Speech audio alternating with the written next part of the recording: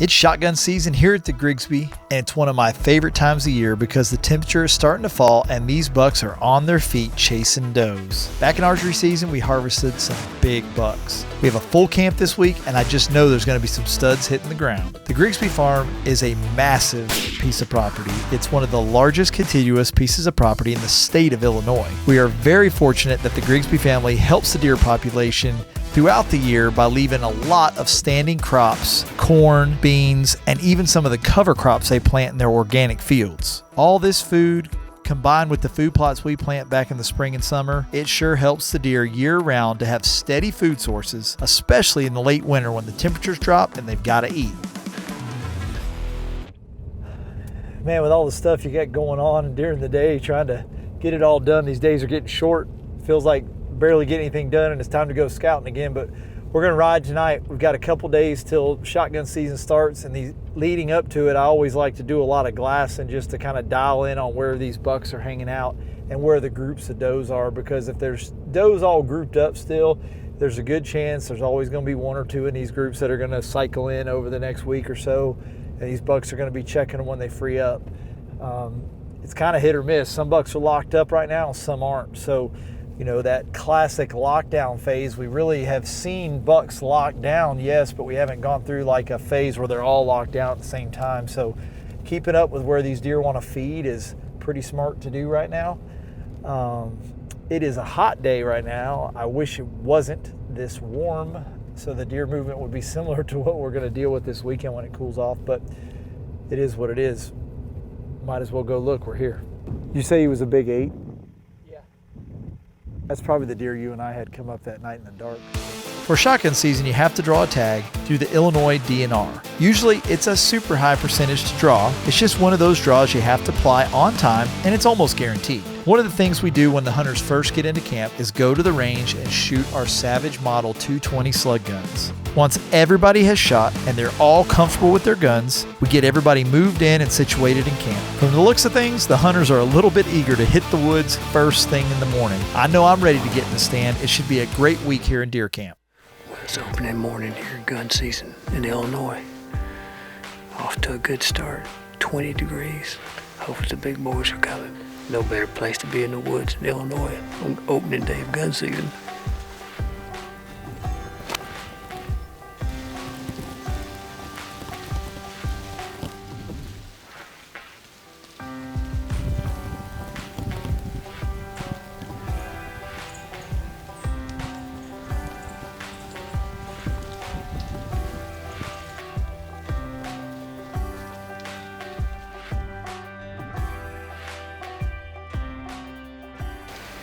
Hey, we got a young buck pop out right here.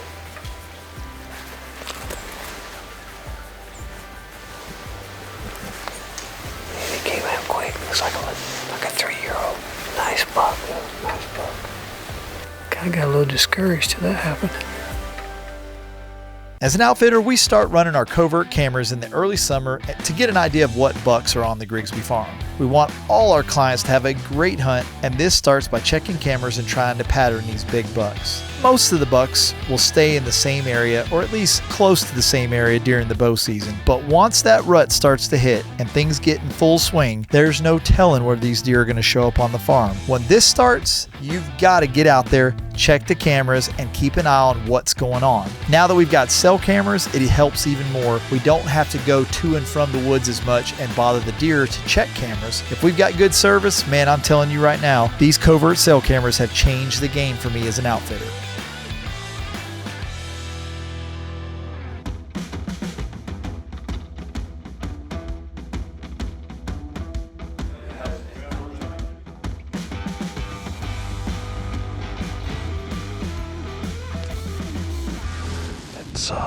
I'd say it's probably 10 or 12 degrees warmer than yesterday. Yesterday was chilly. It was cold. Sitting up on a bluff this morning. We've got some feeding areas back behind us to the left. We got the rest of today and tomorrow in this first gun season.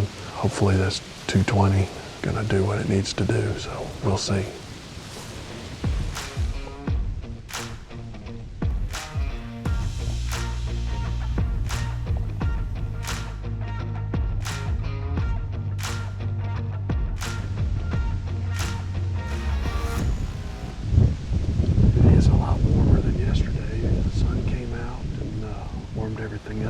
deer have shut down, and so we'll go back in for a little bit and come back out. Not long, because it gets dark early, so we'll be back out. The rut's on, and we've got to have an idea of where the bucks like to hang out. But when they get locked down with the doe, there's just no telling what stand they might show up at. I preach to every hunter that comes to hunt the Grigsby. Shotgun or archery, doesn't matter. Put as many hours in as possible, and your odds go way up. The last few years, we've killed some of our best bucks in the middle of the day from 11 to 2. A lot of times the hunters might come in for a quick lunch, warm up, and then we want to get them right back out. We push them hard to try to get back in the stand as soon as possible. You sure can't kill them sitting at the lodge. All right, so we just got in here and got settled down. We actually had curb service today. Mike brought us all the way to the stand. We got a little plot of standing beans right here. And we're hoping these bucks, these big bucks have been chasing and locked down with does. And we're hoping maybe either a doe will come in to feed, or a lot of times these deer bed in this pond over here down below it, and they'll come up and work their way across. So it's early, it's 12 o'clock. We'll see what happens. Excited, baby. No place I'd rather be than the Grigsby. Big buck, I mean right here, coming down the edge. Get ready.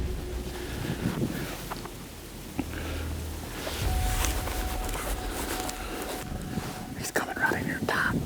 Don't move. I need him to turn.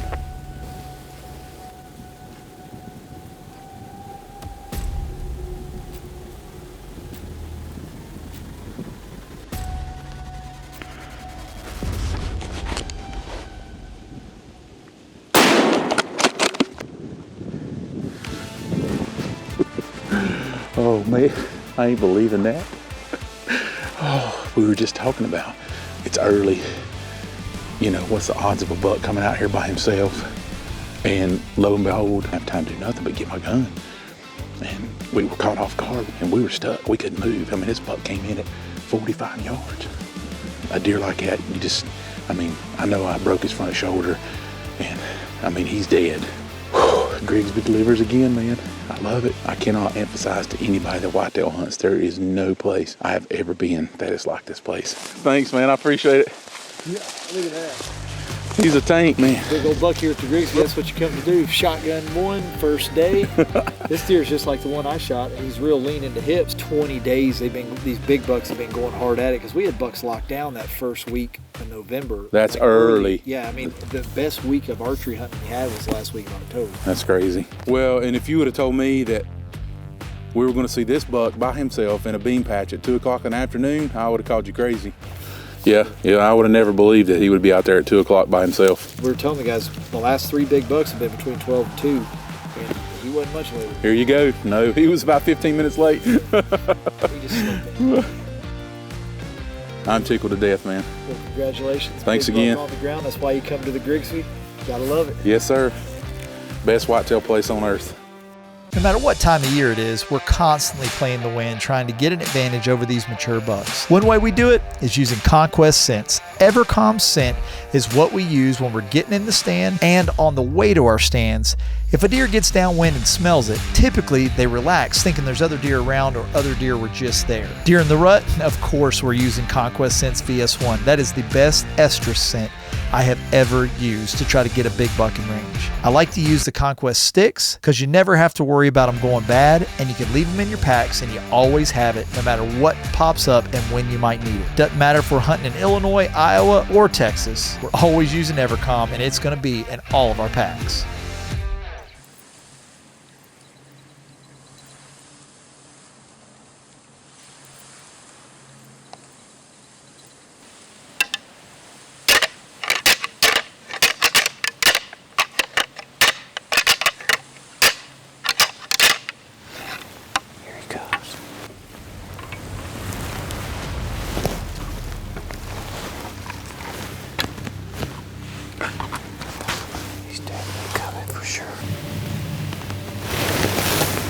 Big buck.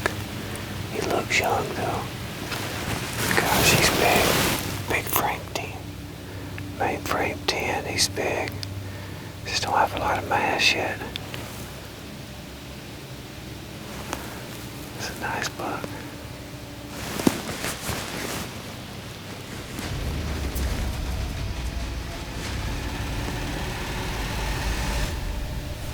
He's gonna be a whopper.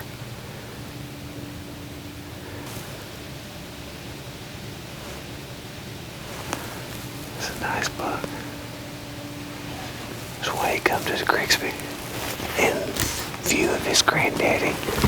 Jamie made a great call because you can't shoot a great deer when you shoot him when he's just a good deer. This buck has incredible potential to make some big jumps in size next year. Only time will tell. This week is still early. This block of woods here is a great bedding area, Mike says, and what they've been seeing is filtering out of here in the evenings out into this cut cornfield. We walked through the cornfield and there's not a lot out there. There's a little bit here closer to us, but right here it's 150 yards or in.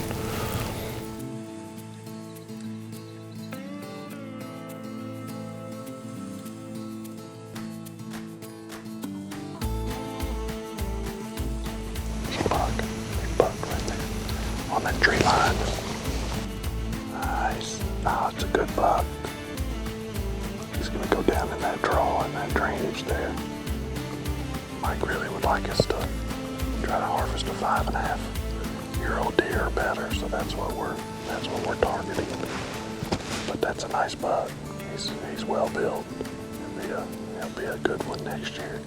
Really good one.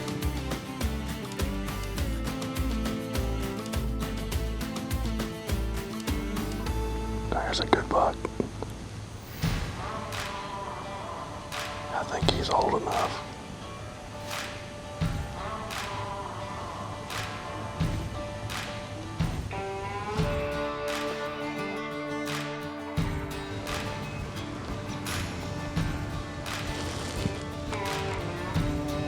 Yeah.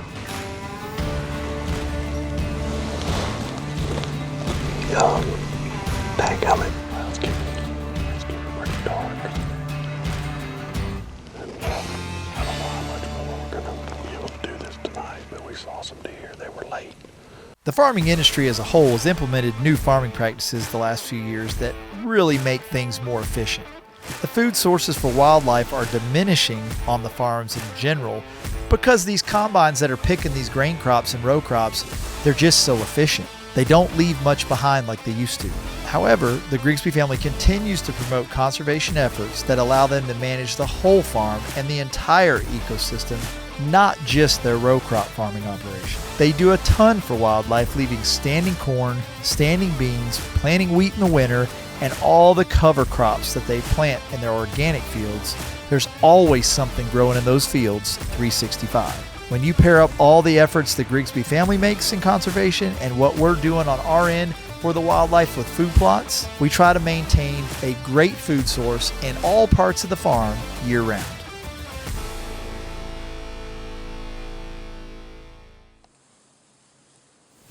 I guess it's the coldest day of the year, which is good. First day of shotgun. We're set up in this pop-up plot out in the cornfield. I've been glassing this field. Just every time I've glassed it, there's been good bucks out here. A lot of deer. We've been open today and I haven't heard a single gunshot anywhere, which that's a little strange.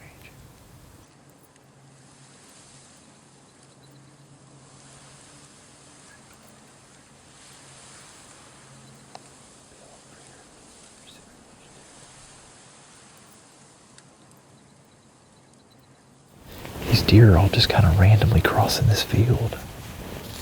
It's so calm this morning. I don't know. That doe keeps watching. I don't know if she's watching behind us or us. Hey, buck. Buck right here. That's a shooter. That's that big 8-point.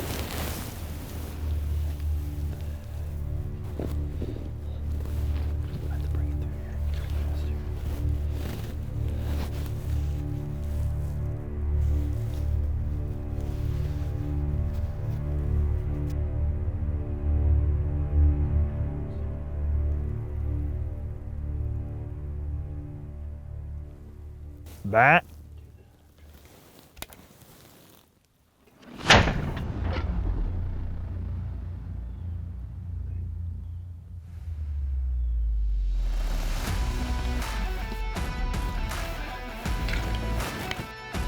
He's going down. He's gonna go down right there. Boom, baby. Ooh, that's a good deer. That's a big mature buck. I thought I was gonna have to shoot him a second time. I didn't know what was going on. And I looked through the scope, I could see the blood just coming out. I drilled him over the day. The Grigsby Farm, Illinois. That's why I love coming here. It is just so much fun. And the deer are massive. Big mature buck. That's that tight racked 8. For me, it's just shooting these big mature bucks. It don't even really matter what their headgear is. I just want to get this big old deer. And we definitely did it with this deer. This is a stud. Look at where he's been rubbing, man.